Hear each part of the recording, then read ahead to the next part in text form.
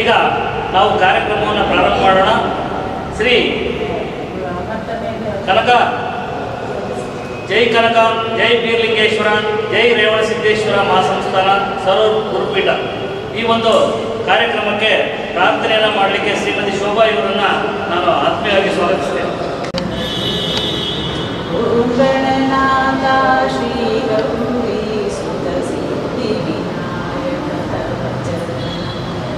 ನಮಾಮಿ ಶಂಕರ ಸುತ ವಿಘ್ನೇಶ ಗಿರಿಜಾತನಯ ತವ ಚರಣಂ.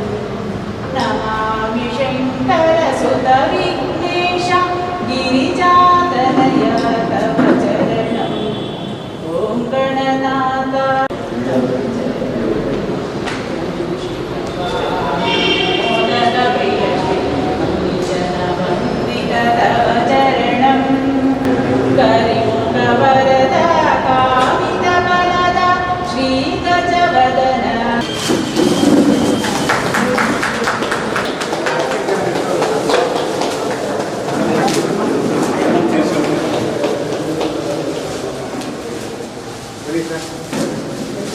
जय रेवण सिद्धा, जय रेवण सिद्धेश्वर, जय रेवण सिद्धेश्वर महाराज को, जय रेवण सिद्धेश्वर महाराज को जय.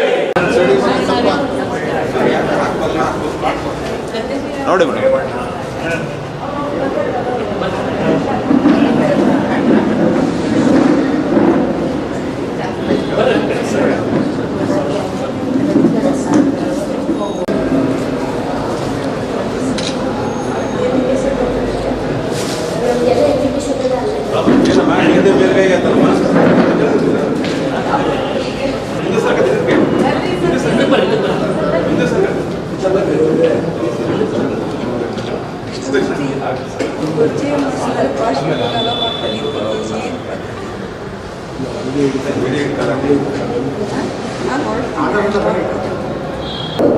ಎಲ್ರಿಗೂ ನಮಸ್ಕಾರ. ನಮ್ಮ ನಾಡಿನ ಜನತೆಗೆ ದಿನ ಸುದಿನ, ಯಾಕಂದರೆ ನಮ್ಮ ರಾಜ್ಯದಲ್ಲಿ ರೇವಣಸಿದ್ದೇಶ್ವರ ಮಠಕ್ಕೆ ಒಂದು ಮೂಲ ಗುರುಪೀಠ ಅಂತ ಹೇಳಿ ಇವತ್ತು ಶಾಂತ ಸರೂರು ಮಠದ ಶ್ರೀ ಶರಭಯ್ಯ ಸ್ವಾಮೀಜಿಗಳನ್ನ ನಾವು ಪೀಠಕ್ಕೆ ಕೂರಿಸ್ಬೇಕು ಅಂತೇಳಿ ಪೂರ್ವಭಾವಿ ಸಭೆ ಕರೆದಿದ್ವಿ. ನಮ್ಮ ನಾಡಿನ ಎಲ್ಲ ನನ್ನ ಅಣ್ಣ ತಮ್ಮಂದಿರು, ಅಕ್ಕ ತಂಗಿಯರು ಎಲ್ಲರೂ ನಮ್ಮ ಕೂಗಿಗೆ ಹೋಗೊಟ್ಟು ಎಲ್ಲರೂ ಅತಿ ಸಂಖ್ಯೆಯಲ್ಲಿ ಬಂದು ನಮ್ಮ ಗುರುಗಳಿಗೆ ಮತ್ತು ನಮಗೆ ಶಕ್ತಿ ತುಂಬ ಅಂತ ಕೆಲಸ ಮಾಡಿದ್ದೀರಿ. ನಾವು ಇಡೀ ರಾಜ್ಯದಲ್ಲಿ ಏನು ನಾವು ಕುರುಬ ಇದ್ದೀವಿ, ಹಿಂದುಳಿದ ವರ್ಗ, ಕುರುಬ ಅಂತಲೇ ಅಲ್ಲ, ಎಲ್ಲ ಜನಾಂಗ ಜಾತಿ ಹಿಂದುಳಿದ ವರ್ಗಕ್ಕೋಸ್ಕರ ಒಂದು ಕಣ್ಣಾಗಬೇಕು, ಅದಕ್ಕೋಸ್ಕರ ಒಂದು ಗುರುವಿನ ಗುಡ್ಡ ಮಾಡಬೇಕು ಅನ್ನೋ ಉದ್ದೇಶಕ್ಕೆ ನಾವು ಶಾಂತ ಸರೂರು ಮಠದ ನಮ್ಮ ಶರಭಯ್ಯ ಸ್ವಾಮಿಯವ್ರನ್ನ ನಾವು ಪಟ್ಟಕ್ಕೆ ಕೂರಿಸ್ಬೇಕಂತ ಮುಂದಿನ ದಿನದಲ್ಲಿ ಎಲ್ಲರೂ ಕಾರ್ಯಕ್ರಮ ಹಮ್ಮಿಕೊಂಡಿದ್ದೀವಿ. ಇವತ್ತೆಲ್ಲರೂ ಸೇರ್ಕೊಂಡು ನಿರ್ಣಯ ಮಾಡಿದ್ದೀವಿ. ಇವತ್ತು ನಮ್ಮದು ಕನಕ ಗುರುಪೀಠ ಇತ್ತು, ಆದರೆ ನಮ್ಮ ರೇವಣ ಸಿದ್ಧ ಪೀಠ ಅಂತ ಇರಲಿಲ್ಲ, ಅದು ಮುಂಚೂಣಿ ಬಂದಿರಲಿಲ್ಲ. ಇವತ್ತಿನ ದಿನ ಎಲ್ಲ ಗುರುಗಳ ಆಶೀರ್ವಾದದಿಂದ ಏನು ನಮ್ಮ ಕನಕ ಗುರುಪೀಠದ ಗುರುಗಳಿಂದನೂ ಎಲ್ಲರೂ ಸೇರಿ ಇವತ್ತು ನಮ್ಮ ಬುದ್ಧಿಯವ್ರನ್ನ ಶ್ರೀ ಶರಭಲಿಂಗ ಸ್ವಾಮೀಜಿಯವ್ರನ್ನ ನಾವು ಆರೈಸಿ ರೇವಣ ಸಿದ್ಧ ಪೀಠಕ್ಕೆ ಕೂರಿಸ್ಬೇಕು ಅಂತೇಳಿ ನಿರ್ಣಯ ಮಾಡಿದ್ದೀವಿ. ಎಲ್ಲ ನಮ್ಮ ನಾಡಿನ ಜನತೆ ಪ್ರತಿಯೊಬ್ಬರೂ ಸಹಿತ ಮನೆಗೂಡಿದ್ರೆ ಹಳ್ಳ ಅನ್ನೋ ಥರ ಎಲ್ಲರೂ ತಮ್ಮ ತಮ್ಮ ಶಕ್ತಿಯ ಅನುಸಾರ ಅವರಿಗೆ ಬಂದು ಆಶೀರ್ವದಿಸಿ ಅವರನ್ನು ಪೀಠಕ್ಕೆ ಕೂರಿಸ್ಬೇಕಂತೇಳಿ ಇಡೀ ನನ್ನ ನಾಡಿನ ಜನತೆಗೆ ನಾನು ಮನವಿ ಮಾಡ್ತಿದ್ದೀನಿ. ದಯಮಾಡಿ ಎಲ್ಲರೂ ಸಹಕರಿಸಿ ನಾವು ರೇವಣ ಸಿದ್ಧ ಪೂಜೆ ಮಾಡ್ತಾ ಇಡೀ ರಾಜ್ಯದಲ್ಲಿ ನಮ್ಮ ಸಾಮಾಜಿಕವಾಗಿ ಆರ್ಥಿಕವಾಗಿ ಏನು ನಾವು ಹಿಂದುಳಿದಿದ್ದೀವಿ, ಭಗವಂತ ನಮ್ಮೆಲ್ಲರಿಗೂ ಶಕ್ತಿ ಕೊಡಲಿ, ರಾಜಕೀಯವಾಗಿ ಸಾಮಾಜಿಕವಾಗಿ ನಾವೆಲ್ಲರೂ ಮುಂದೆ ಬರಲಿ ಅಂತೇಳಿ ನಾನು ಆಶಿಸ್ತೀನಿ. ಜೈ ಹಿಂದ್, ಜೈ ಕರ್ನಾಟಕ ಮಾತೆ, ಜೈ ರೇವಣ ಸಿದ್ದೇಶ್ವರ, ಜೈ ಕನಕ. ಸರೂರು ಶಾಂತ ಸಿಂಹಾಸನದ ಆದ್ಯ ಜಗದ್ಗುರು ಶ್ರೀ ರೇವಣ ಸಿದ್ದೇಶ್ವರರನ್ನು ಮೊದಲು ಮಾಡಿಕೊಂಡು ಅಖಂಡ ಕರ್ನಾಟಕದ ಹನುಮತ ಬಂಧುಗಳಲ್ಲಿ ಶರಣು ಶರಣಾರ್ಥಿಗಳನ್ನು ಸಲ್ಲಿಸಿ ಹಾಲುಮತ ಕೇಂದ್ರ ಹಾಲುಮತ ಮೂಲ ಗುರುಪೀಠ ಹಾಲುಮತ ಕಾಶಿಯದ್ದೇ ಪ್ರಖ್ಯಾತಿಯಲ್ಲಿರುವ ಸರೂರಿನ ಮೂಲ ಗುರು ಪರಂಪರೆ ರೇವಣಸಿದ್ದೇಶ್ವರರ ವಂಶಸ್ಥರು, ಶಾಂತ ಮುತ್ತಯ್ಯನ ವಂಶಸ್ಥರು ಆಗಿರುವಂಥ ನಾವು ಈ ಗುರು ಪರಂಪರೆಯನ್ನು 11-12ನೇ ಶತಮಾನ ಬಿಫೋರ್ ಅದಕ್ಕಿಂತ ಮೊದಲೇ ಪ್ರಾರಂಭ ಆಗಿದ್ದಂಥ ಹೇಳಿದ್ರು. ಈ ಗುರುಪೀಠ ಪ್ರಾರಂಭ ನಮ್ಮದು ಸಂಸಾರಿ ಪರಂಪರೆಯಿಂದ ಬಂದಂಥದ್ದು ಆಗಿನಿಂದ ಈಗಿನವರೆಗೂ ನಡೆದು ಬಂದಿದ್ದು ಇತಿಹಾಸ. ಆದರೆ ನಮ್ಮ ಪರಂಪರೆಯೊಳಗೆ ಸನ್ಯಾಸಿ ಅಂತೇಳಿ ಯಾರೂ ಆಗಿದ್ದಿಲ್ಲ. ಅದಕ್ಕೆ ಏನಾಯಿತು, ಆ ಪರಂಪರೆ ಆ ಪೀಠ ಅದು ಹಾಗೆ ಉಳಿದ್ಬಿಡ್ತವೆ. ಅದಕ್ಕೆ ಡೆವಲಪ್ಮೆಂಟ್ ಆಗಲಿ, ಅದು ಪ್ರಚಾರಕ್ಕಾಗಲಿ, ಹೆಚ್ಚಿನ ಪ್ರಚಾರಕ್ಕಾಗಲಿ, ನಮ್ಮ ಸಮಾಜಕ್ಕೆ ಇನ್ನೂ ಕೆಲವು ಮೂಲೆಗಳಲ್ಲಿ ನಮ್ಮ ಸಮಾಜಕ್ಕೆ ನಮ್ಮ ಪೀಠ ರೇವಣಸಿದ್ಧರ ಪೀಠ ಇದೆ ಅನ್ನುವಂಥದ್ದು ಅವ್ರಿಗಿನ್ನೂ ಗೊತ್ತಿಲ್ಲ. ಅದಕ್ಕೆ ಈ ನಮ್ಮ ರೇವಣಸಿದ್ದೇಶ್ವರರ ಬಗ್ಗೆ ಹೆಚ್ಚಿನ ಪ್ರಚಾರ ಆಗಬೇಕು. ಮತ್ತು ಪ್ರತಿಯೊಂದು ನಮ್ಮ ಸಮಾಜ ಈ ರೇವಣಸಿದ್ದೇಶ್ವರರ ಕುಲಗುರು ಅಂಥೇಳಿ ಅವ್ರನ್ನ ಸ್ಮರಣೆ ಮಾಡಿ ಅವ್ರನ್ನ ನೆನೆಸ್ತಾರೆ, ಸ್ಮರಣೆ ಮಾಡ್ತಾರೆ. ಆದರೆ ಅವರ ಪೀಠ ಎಲ್ಲಿದೆ, ನಮ್ಮದು ಇತಿಹಾಸ ಏನು ಅಂಥೇಳಿ ಭಾಳಷ್ಟು ಸಂಶೋಧನೆಯನ್ನು ಮಾಡಿದ್ದಾರೆ, ಸಾಹಿತ್ಯವನ್ನು ಕಟ್ಟಿಕೊಟ್ಟಿದ್ದಾರೆ. ಆದರೆ ಆ ಪೀಠವನ್ನು ಎಷ್ಟು ಸಂಶೋಧನೆ ಗ್ರಂಥಿದ್ದು, ಎಷ್ಟು ಸಾಹಿತ್ಯ ಪುರುಷರು ಅದನ್ನು ಕಟ್ಟಿಕೊಟ್ಟರು, ಆ ಪರಂಪರೆ ಆ ಪೀಠ ಈ ನಮ್ಮ ಸಮಾಜಕ್ಕೆ ಅದನ್ನೋದು ನಮ್ಮ ಸಮಾಜಕ್ಕೆ ಗೊತ್ತಿರದೇ ಇರೋದು ಭಾಳ ನಮಗೆ ನೋವನ್ನು ತಂದಿದೆ. ಯಾಕಂತಂದರೆ ರೇವಣಸಿದ್ದೇಶ್ವರರು ಸಾಮಾನ್ಯರಲ್ಲ, ಅಸಾಮಾನ್ಯ ಘನ ವ್ಯಕ್ತಿತ್ವ ಹೊಂದಿದ ಯುಗ ಪುರುಷರವರು.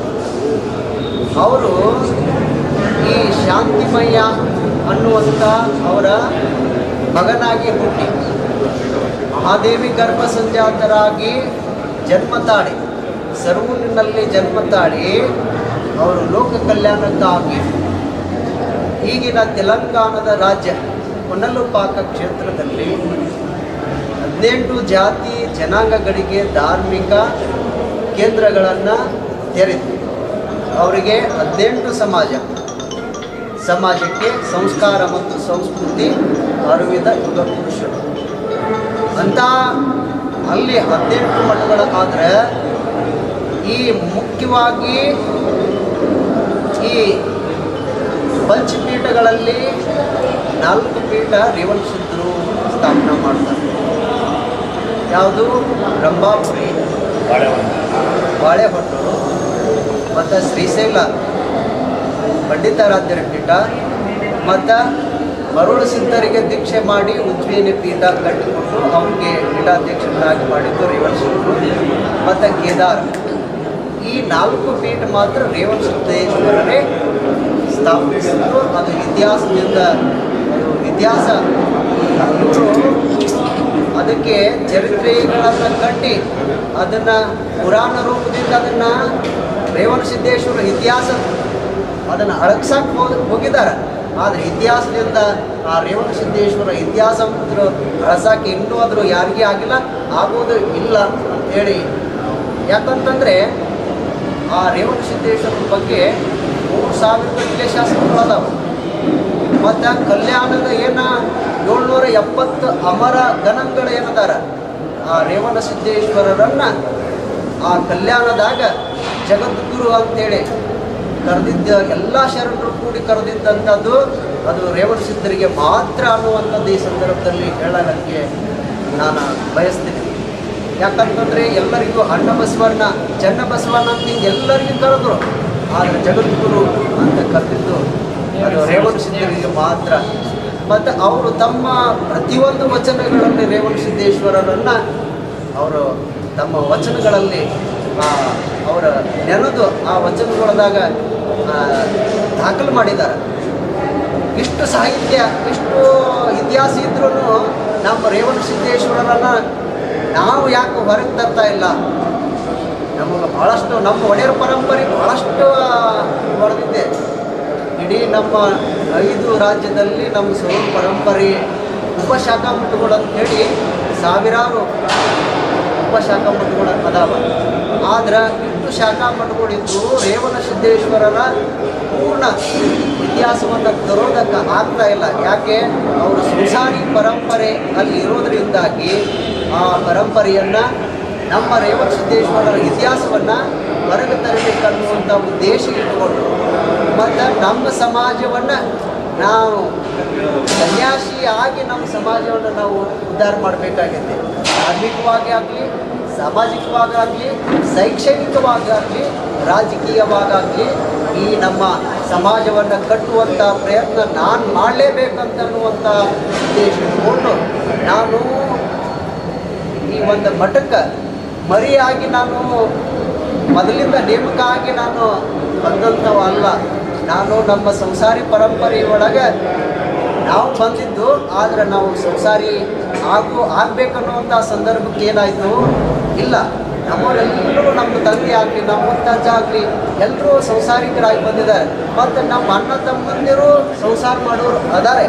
ಆದ್ರೆ ಎಲ್ಲರೂ ಏನೈತಿ ತಮ್ಮ ಸಂಸಾರ ಅಂತಂದರೆ ಧರ್ಮ ಕಟ್ಟೋರು ಯಾರು?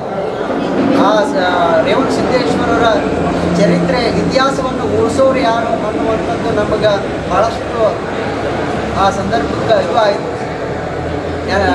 ನೆನೆಸ್ಕೊಂಡ್ರೆ ಏನಾಗ್ತದೆ, ಆ ಪರಂಪರೆ ಹಾಳಾಗ್ಬಿಡ್ತದೆ ಅನ್ನುವಂಥದ್ದು ನಮ್ಮ ಮನಸ್ಸಿಗೆ ನೋವಾಗಿ ನಾನು ಸಮಾಜಕ್ಕಾಗಲಿ ನಮ್ಮ ಪರಂಪರೆ ಉಳಿಸೋದಕ್ಕಾಗಲಿ ನಾವು ಸನ್ಯಾಸಿ ಆಗಿದ್ದೇವೆ. ನಾವು ಈ ಪರಂಪರೆ ಉಳಿಯೋದಕ್ಕೆ, ಈ ಇತಿಹಾಸವನ್ನು ಮುಂದೆ ತರೋದಕ್ಕೆ ನಾವು ಸಾಕಷ್ಟು ನಮ್ಮ ಪ್ರಯತ್ನಗಳನ್ನು ನಾವು ಮಾಡ್ತಾ ಇದ್ದೇವೆ. ಕಳೆದ ಬೊಮ್ಮಾಯಿ ಸರ್ಕಾರದಲ್ಲಿ ಈ ರೇಣುಕಾಚಾರ್ಯರ ಜಯಂತಿ ಘೋಷಣೆ ಮಾಡಿದಾರಲ್ಲ ಬೊಮ್ಮಾಯಿ ಅವರು, ಆದರೆ ಅವರು ಇತಿಹಾಸ ಪುರುಷನ ಜಯಂತಿ ಮಾಡಲಿಲ್ಲ. ಅವರು ಕಾಲ್ಪನಿಕ ಕಥೋಕಲ್ಪಿತ ರೇಣುಕಾಚಾರ್ಯರ ಜಯಂತಿಯನ್ನು ಮಾಡಿದರೆ ಹೊರತು ಇತಿಹಾಸ ಪುರುಷ, ಮೂಲ ಪುರುಷ ಈ ಭೂಮಿಯಲ್ಲಿ ಮಾನವನಾಗಿ ಹುಟ್ಟಿ ಬಂದು ದೈವತ್ವಕ್ಕೇರಿದ ಆದಿ ಜಗದ್ಗುರು ರೇವಣ ಸಿದ್ದೇಶ್ವರರ ಜಯಂತಿ ಮಾಡಲಿಲ್ಲ ಅನ್ನುವಂಥದ್ದು ನಮ್ಮ ಸಮಾಜ ಎಂದೂ ಮರೆಯೋಕ್ಕಾಗಂಗಿಲ್ಲ. ನಮ್ಮ ಸಮಾಜ ಇನ್ನು ಮುಂದಾದರೂ ನಮ್ಮ ಸಮಾಜ ಜಾಗೃತಿ ಆಗಲಿ. ನಮ್ಮ ಸಮಾಜವನ್ನು ಜಾಗೃತಿ ಮಾಡೋದಕ್ಕಾಗಿ ನಾವು ಯಾವಾಗಲೂ ನಾನು ನನ್ನ ತ್ಯಾಗನೇ ಮಾಡಿಬಿಟ್ಟಿದ್ದೀನಿ. ಅಂದರೆ ನಮ್ಮ ಸಮಾಜ ಯಾವಾಗಲೂ ನಾನು ಬೆಳೆಸಲಿಕ್ಕೆ ಕಟ್ಟಲಿಕ್ಕೆ ನಾನು ಯಾವತ್ತೂ ಸಿದ್ಧ ಇದ್ದೇನೆ ಅನ್ನುವಂಥದ್ದು ಮಾತನ್ನು ಹೇಳಿ ಈ ಪೂರ್ವಭಾವಿ ಸಭೆ ಯಾಕೆ ಕರೆದೇವಪ್ಪ ಅಂತಂದರೆ ಈ ಪರಂಪರೆ ಉಳಿಯೋದಕ್ಕಾಗಿ ಒಬ್ಬ ಕ್ಯಾಪ್ಟನ್ ಬೇಕಾಗಿದೆ. ಕ್ಯಾಪ್ಟನ್ ಇಲ್ಲದೆ ಏನೈತಿ, ಪ್ಲೇಯರ್ಗಳದ್ದು ಸಕ್ಸಸ್ ಆಗಂಗಿಲ್ಲ. ಪ್ಲೇಯರ್ಗಳ ಮ್ಯಾಗೆ ಏನಾದರೂ ಸಾಧನೆ ಮಾಡ್ತೀನಿ ಅಂತಂದರೆ ಅದು ಆಗಂಗಿಲ್ಲ. ಆದರೆ ಒಬ್ಬ ಕ್ಯಾಪ್ಟನ್ ಇದ್ದಂದರೆ ಪ್ಲೇಯರ್ಗಳನ್ನ ಅಂದರೆ ಅವ್ರು ಹೆಂಗೆ ಮಾರ್ಗದರ್ಶನ ಮಾಡಿಕೊಂಡು ಅವ್ರನ್ನ ಕಟ್ಕೊಂಡು ಹೇಗೆ ನಾವು ಜಯಿಸ್ಬೇಕನ್ನುವಂಥದ್ದು ನಾವು ಅದಕ್ಕಾಗಿ ಕ್ಯಾಪ್ಟನ್ ಆಗಲಿಕ್ಕೆ ನಮ್ಮ ಮೂಲಪೀಠ ಸರೂರು ಮೂಲಪೀಠಕ್ಕೆ ಮತ್ತು ಅಲ್ಲಿ ನಾವು ಒಂದು ಮಠ ಮಾಡಿ ಈ ಜಗತ್ತಿಗೆ ರೇವಣ ಸಿದ್ಧರ ಬಗ್ಗೆ ಏನು ಅನ್ನೋದಂಥದ್ದು ನಾವು ತಿಳಿಸ್ಬೇಕಂತೇಳಿ ನಾವು ಇಡೀ ಈ ನಮ್ಮ ರಾಜ್ಯ ಅಲ್ಲದೆ ಹೊರ ರಾಜ್ಯದಾಗೂ ಪ್ರಚಾರ ಮಾಡಿ ಅದನ್ನು ಬೆಳಕಿಗೆ ತರ್ತಾ ಇದ್ದೇವೆ. ಅದಕ್ಕೆ ತಮ್ಮೆಲ್ಲರೂ ನಮ್ಮ ಹನುಮತ ಬಂಧುಗಳು ಎಲ್ಲರೂ ಸಹಕಾರ ಮಾಡಿ ಎಲ್ಲರೂ ತಮ್ಮ ತನು ಮನ ಧನ ಎಲ್ಲನೂ ಮುಖ್ಯವಾಗಿ ಈ ಕೆಲಸಕ್ಕೆ ಅದನ್ನು ಎಲ್ಲ ರೂಪದಿಂದ ನೀವು ಸಹಕಾರ ಮಾಡಿದ್ರಪ್ಪ ಅಂತಂದರೆ ಇದು ನನಗಲ್ಲ, ನಾನೊಬ್ಬ ಸನ್ಯಾಸಿ.